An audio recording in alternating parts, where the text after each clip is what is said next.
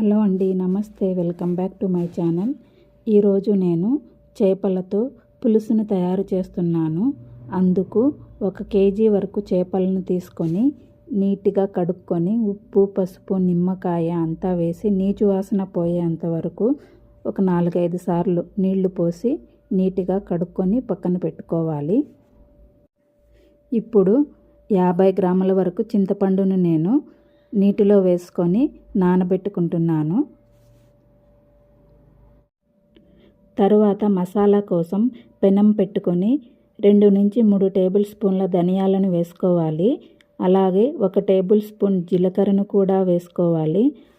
1/2 table spoon మెంతాలను కూడా వేసుకొని మూడింటిని బాగా ఫ్రై చేసుకొని పక్కకు తీసి పెట్టుకోవాలి.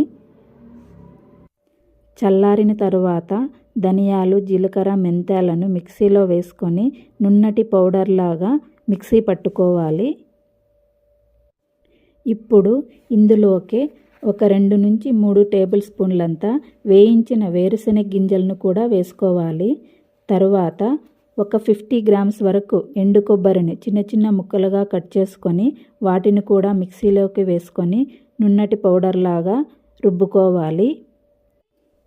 తరువాత పొట్టు తీసినటువంటి వెల్లుల్లిపాయలను, 1 ఉల్లిపాయను కూడా వేసుకొని నున్నటి పేస్ట్ లాగా నీళ్లను పోసుకొని రుబ్బుకోవాలి. ఇప్పుడు మనము కూర అనేది ప్రిపేర్ చేద్దాము.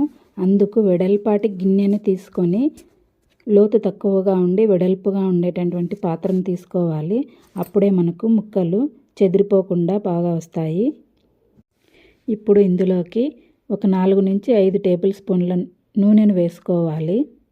తరువాత 1/2 టేబుల్ స్పూన్ జీలకర్ర, సాసవలను కూడా వేసుకోవాలి. కట్ చేసినటువంటి 1 ఉల్లిపాయను కూడా వేసుకొని బాగా కలయబెట్టుకోవాలి. ఇప్పుడు గుప్పెడు కరివేపాకులను కూడా వేసుకోవాలి.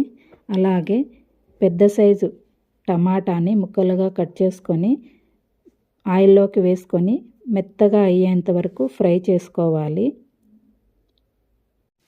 టమాటా ముక్కలు మెత్తబడిన తరువాత మనము ముందుగా రుబ్బి పెట్టుకున్నటువంటి మసాలాను ఆయిల్లో వేసుకొని పచ్చివాసన పోయేంత వరకు బాగా కలయబెట్టుకుంటూ వేయించుకోవాలి. ఇప్పుడు ఇందులోకి 1/2 టేబుల్ స్పూన్ పసుపును వేసుకొని బాగా కలయబెట్టుకోవాలి.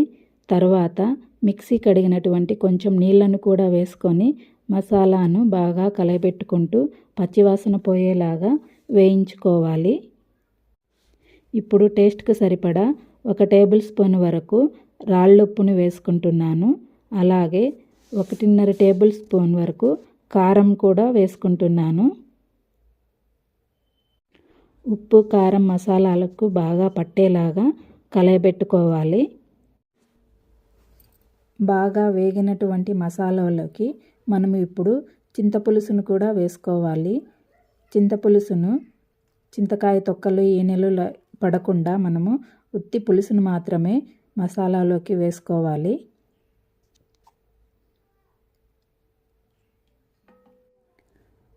తరువాత చింతపులుసు మసాలా అనేది బాగా కలుసుకునేలాగా పైకి కిందికి కలయబెట్టుకుంటూ మనము ఉడికించుకోవాలి. ఇప్పుడు పులుసు కోసం ఒక 2 గ్లాసుల వరకు నీటిని కూడా వేసుకోవాలి. ఈ స్టేజ్లో మనము ఉప్పు, కారాలు చెక్ చేసుకొని నేను మళ్ళీ 1 టేబుల్ స్పూన్ వరకు కారాన్ని, 1/2 టేబుల్ స్పూన్ వరకు ఉప్పును వేసుకొని బాగా కలయబెట్టుకుంటున్నాను. చింతపులుసును వేసిన తర్వాత ఉప్పు, కారాలు అనేవి తగ్గిపోతాయి. దాన్ని మనం బ్యాలెన్స్ చేసుకోవాలి.